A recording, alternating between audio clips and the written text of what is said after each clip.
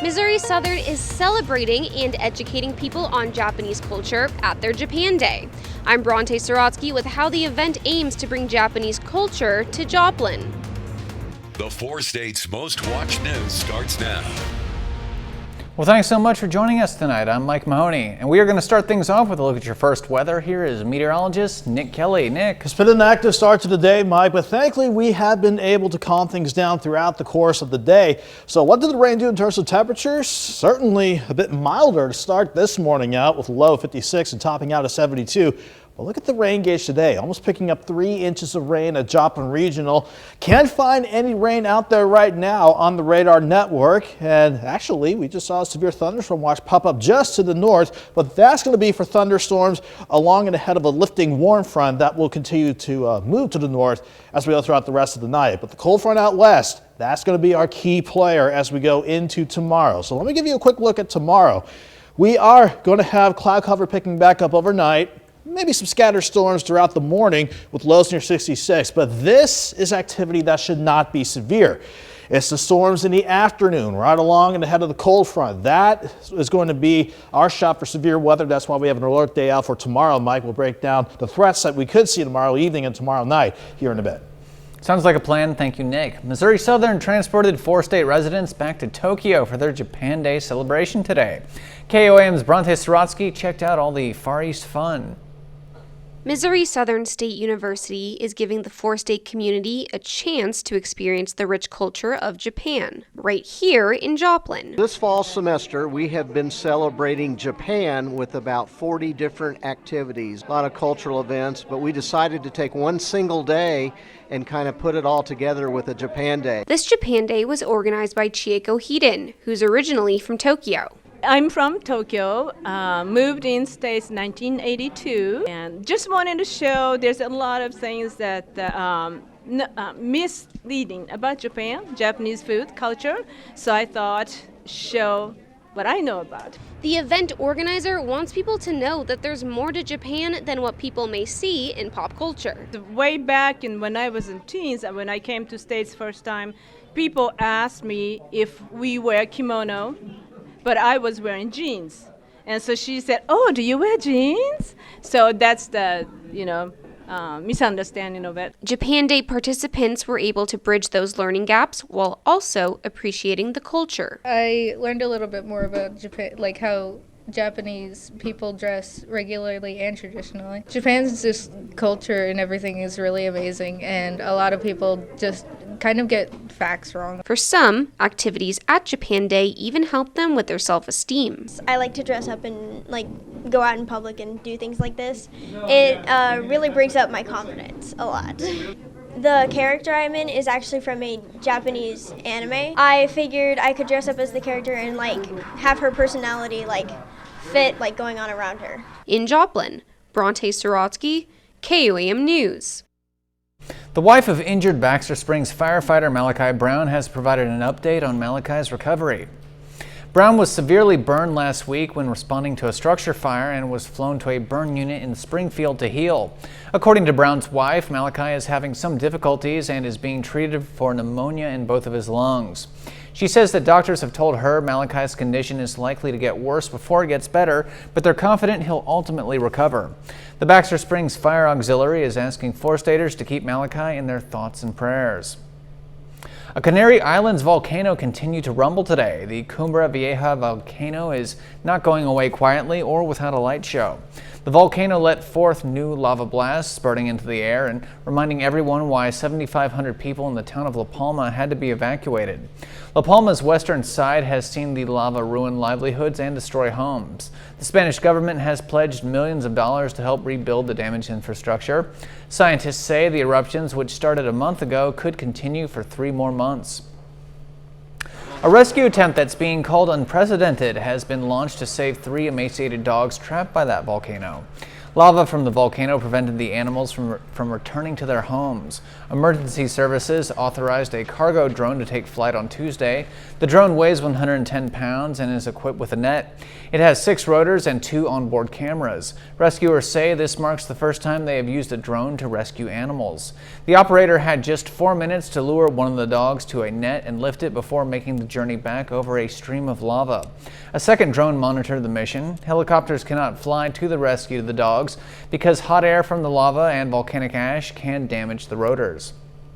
Rio de Janeiro's famous Christ the Redeemer statue that overlooks the city was lit up in pink on Friday night in order to bring attention to breast cancer awareness. Projected onto the statue were messages in Portuguese reminding people of the importance of early detection and prevention. October is the worldwide month for breast cancer awareness. The Neyman Jr. Institute says Brazilian women who detect issues early have a 95% survival rate. It is now time for us to honor one of our many 4-state heroes, and tonight we recognize Eddie Henson of Flat River, Missouri. Henson served as a Master Sergeant in the U.S. Air Force, and he fought in World War II. Thank you, sir, for your service, your courage, and for fighting for freedom. For more information on all our 4-state heroes, or to nominate your own, just log on to komnewsnow.com. Welcome back to your news at 10. At least 2 people are dead following a bombing in Afghanistan. According to Taliban officials, 2 bombs exploded along a road, killing 2 civilians, including 1 child. The bombs were meant to hit a Taliban vehicle, but no Taliban fighters suffered any injuries. One local official says 2 bodies and 4 injured civilians were rushed to the hospital after the attack. No one is claiming responsibility for the attack, but since the Taliban retook control of Afghanistan, the country has started seeing an increasing number of attacks by ISIS-K militants. More than 2,000 migrants, mostly from Central America, began walking out of Tapachula, Mexico today and towards the United States. They pushed past a line of police officers who were trying to stop them. There were some minor scuffles, but the migrants continued on their way. Tens of thousands of migrants from Honduras, El Salvador, and Haiti have been waiting for refugee and asylum papers that might allow them to travel, and they say they have grown tired of all the delays. The marchers are reminiscent of the migrant caravans that crossed Mexico in 2018 and 2019, but this group was nowhere near as large.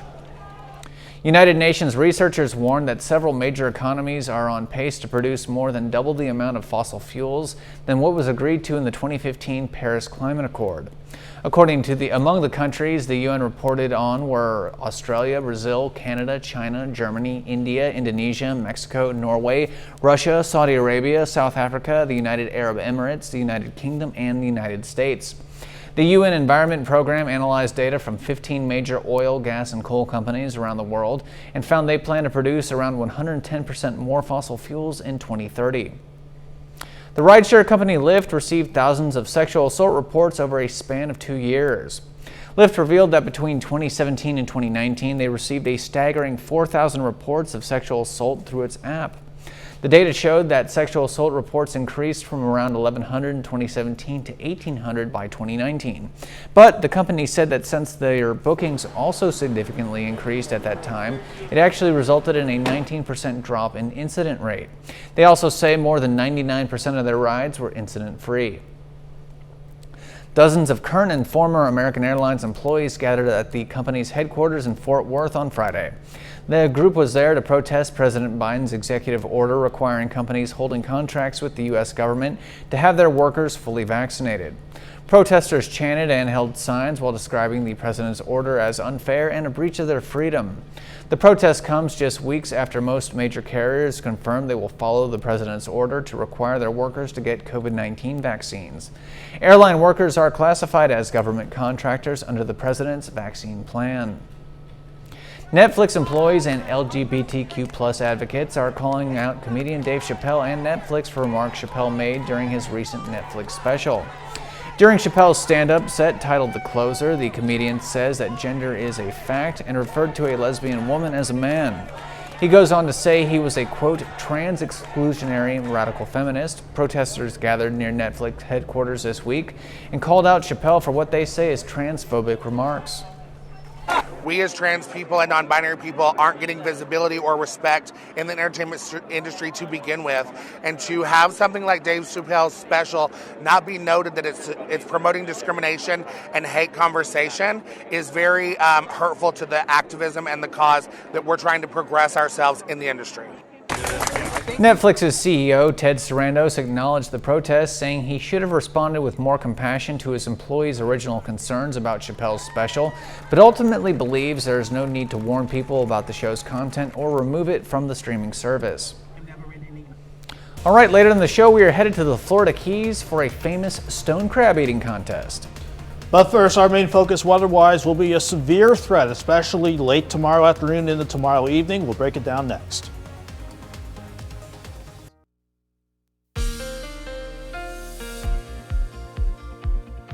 I tell you what, we deserved a quiet afternoon and evening overall after the loud night and morning that we had with all the rain and thunderstorms that paraded almost nonstop across much of the region.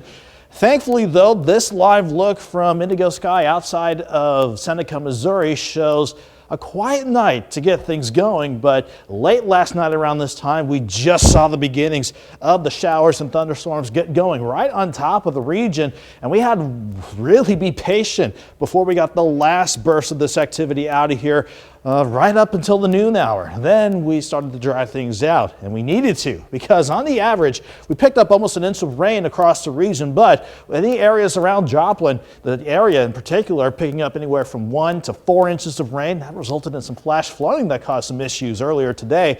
But we're looking calm for now with partly cloudy skies in place.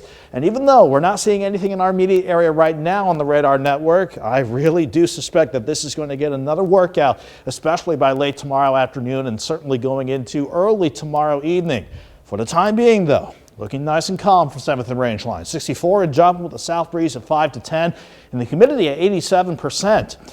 We have temperatures in the lower to middle 60s north and east of Joplin. Once you head south and west from the metro, we're still seeing some lower 70s on the board. We got quite a contrast in temperatures because we actually have the next storm system, part of it at least, working on through the region. You can see the counterclockwise swirl across central and western parts of Kansas. That's where the brunt of the system is at the surface right now, but we got the warm front lifting on through as we go throughout the course of the night. Then our focus tomorrow will be on the advancing cold front that will start to head our way, along with the upper levels coming into play. This is our last wave in the south of Hudson Bay that brought the last front through during the middle of the week. Now we got this developing upper level wave in northern Utah. As it passes north and west of the region, that's going to really aid in strong to severe thunderstorm development. That's why we have a low to elevated severe threat. You can certainly see the elevated threat really focused on southwestern Missouri and from Grand Lake off to the east. The prime time for any of these severe weather chances we have tomorrow, 3 in the afternoon until 8 o'clock in the evening. It's just a 5-hour window, but in that window, as storms get going, we have a high wind threat, we have a hail threat, and unfortunately, we do have a chance to see at least some isolated tornadoes. So let's time out everything here on the Future Track forecast. During the overnight, as that warm front continues to lift north, the brunt of the action is going to be way up in northern Missouri, northern Kansas. But around here, can't rule out some scattered storms to start the day out as temperatures mainly hold steady in the mid, even trying to warm up into the upper 60s. Once we hit noon, you can see how we dry out temporarily and try to get some peaks of the sun going. But here's 3 o'clock in the afternoon. Before we see anything try to get going, we're going to see much of the area hit our afternoon highs tomorrow. 66 in the morning, 75 by noon, highs around 78. And ahead of that cold front, it's going to be quite windy too, with that south and southwest wind trying to gust near 30. But you can see how at 3 o'clock, ahead of the front, we could starting to see some isolated storms try to pop up. Here's 5 o'clock with the latest on the Future Track wanting the brunt of the line to push through Joplin. And then once we get past 7 or 8 o'clock, we are going to see the last of the severe threat clear out and will look good for the rest of the night. So we got to keep an eye on that window for any severe weather. But thankfully, I'm not seeing much of a flooding threat with this part of the storm system. Maybe another quarter of an inch to an inch of rain with the heaviest bouts of rain that will be ready to push on through. So we have an alert day up for tomorrow because of the severe threat. Sunday afternoon and the Sunday evening, highs around 78. We're quiet Monday and Tuesday, 62 Monday and 74 on Tuesday, Mike. Then it's another system by the end of the week. At the very least, it'll keep us very fall-like with 50s and 60s for highs. Well, coming up in sports, Pitt State aims for back-to-back wins. Missouri Southern looking for their third straight. Those highlights coming up. Plus, Carl Junction has a chance to get back to the district championship. All that and more next.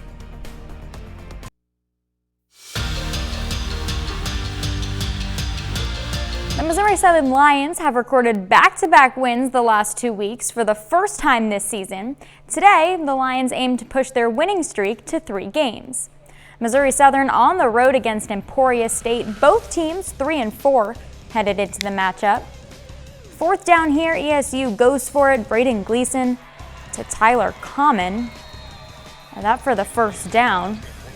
Later on, the handoff to Kanan Brooks. He gets in for the touchdown. Emporia State up 7-0. Missouri Southern trying to get something going. Merrick Thompson with the sack on Dawson Hurl. That will force the Missouri Southern Lions to punt. Time winding down in the first half. Hurl connects with Keandre Bledsoe for the reception. It's a 30-yard gain. That sets up a 44-yard field goal by Nick Williams, but the Lions trail by 7 at half. Missouri Southern puts up a fight, but Emporia State squeaks out the win 24-21. Pittsburgh State also on the road, coming off a big win last week. The Gorillas face Missouri Western today. Fast start for the Gorillas, and I mean really fast. Opening kick, this is Dallas Flowers. He returns it 98 yards to the house. Pittsburgh State up 7-0 very early. And here comes the Pitt State defense, flying in for the sack on Anthony Vespo. They pitch a first half shutout while the offense racks up the points. Second quarter, Tyler Adkins gets in from 5 yards out. And then Max Sexton looking, he finds Jalen Martin. Martin's toes the back line for the 14-yard touchdown. PSU up 24-0 at half. In the third quarter, Sexton to Devin Garrison for the 12-yard touchdown catch. Pitt State picks up a win on the road, 34-14. Postseason volleyball is underway in both Kansas and Missouri. We'll start with Missouri with the Class 4 District 12 semifinals. In the first semifinal of the day, number 1 seeded Carl Junction hosts McDonald County. Kylie Scott gets up for this one, nice kill. CJ takes the first set 25-9. In the second, set here to Destiny Berge. She finds the backcourt for the point. Bulldogs win the second set 25-9 as well. McDonald County plays a little closer in the third. Samara Smith puts it just out of reach, but CJ on their game today. Berge buries another one. Carl Junction wins in straight sets 3-0. That earns the Bulldogs a spot in the championship game. On the other side of the bracket, it's Webb City and Nevada. The Cardinals win 3-0. So the final is set. It's the top 2 seeds, Webb City and Carl Junction. It's a rematch from last year's district title game, which the Bulldogs won. This district championship game will be held on Monday at 6 p.m. In Kansas, the 3A Sub-State Tournament is being held at Baxter Springs High School today. The Riverton Rams are the number 1 seed heading into the day. The Rams win their first 2 games to advance to the championship. It's Riverton and Frontenac fighting for the title and a bid to state. Frontenac takes the first set 25-20. Heather Arnett set up for the kill down the line. Frontenac leading set 2 here. JC Thomason gets a kill of her own for Riverton.